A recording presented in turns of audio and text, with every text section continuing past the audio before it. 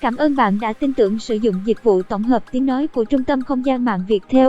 Chỉ vì tranh chấp vỉa hè để bán hàng và việc bị phàn nàn nhiều lần về việc xây nhà để vôi vữa rơi sang nhà bên cạnh, Dũng đã dùng dùi đục đâm vợ chồng hàng xóm thương vong.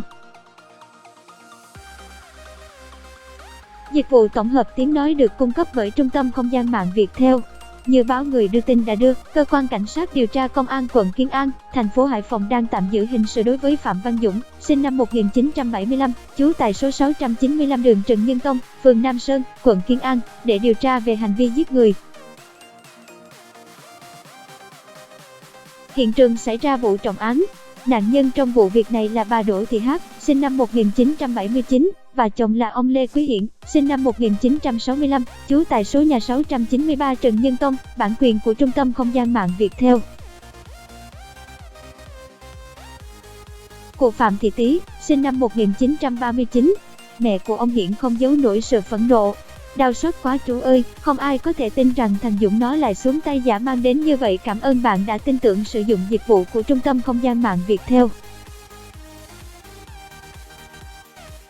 Mọi việc cũng xuất phát từ việc nhà Dũng với con trai tôi tranh chấp một phần vỉa hè chỗ cột điện giữa hai nhà dòng độc cung cấp bởi Trung tâm Không gian mạng Viettel.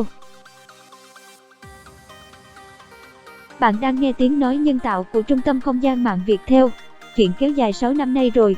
Cả hai gia đình đều kinh doanh đồ gỗ, nội thất. Thời gian gần đây, Dũng xây nhà, thỉnh thoảng có để vôi vữa rơi sang nhà ông Hiển nên mâu thuẫn trở nên phức tạp hơn. Hai bên thường xuyên cãi nhau, không tìm được tiếng nói chung.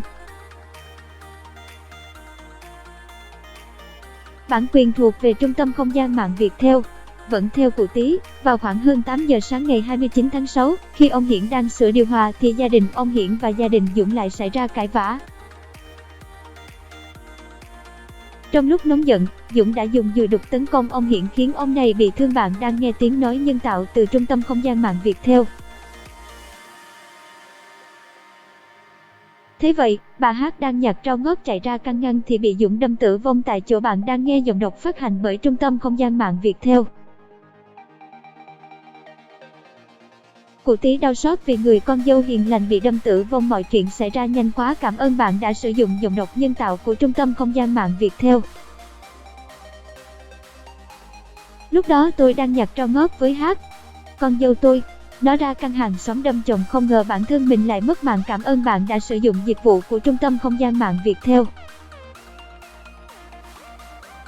Giọng đọc cung cấp bởi Trung tâm Không gian mạng Viettel. Tôi già yếu rồi, không kịp hô hoán, kêu cứu. Sau khi đâm vợ chồng con trai tôi thương vong, Dũng bỏ về nhà. Dịch vụ tổng hợp tiếng nói cung cấp bởi Trung tâm Không gian mạng Viettel. Dũng bị bắt ngay sau đó vì hiện trường xảy ra sự việc đối diện công an phường Nam Sơn, cách đó chỉ vài chục mét. Cụ Tý đau xót. Gia đình nạn nhân cho biết, bà Hát từ khi về làm dâu, cư xử luôn lễ phép với gia đình nhà chồng, chưa từng khiến ai mất lòng. Cảm ơn bạn đã sử dụng dịch vụ của Trung tâm Không gian mạng Viettel. Việc bà Hát tử vong là một cú sốc tâm lý lớn đối với cụ Tý. Trong ngày 30 tháng 6, lễ tang của bà Hát, giọng đọc thuộc bản quyền Trung tâm Không gian mạng Viettel.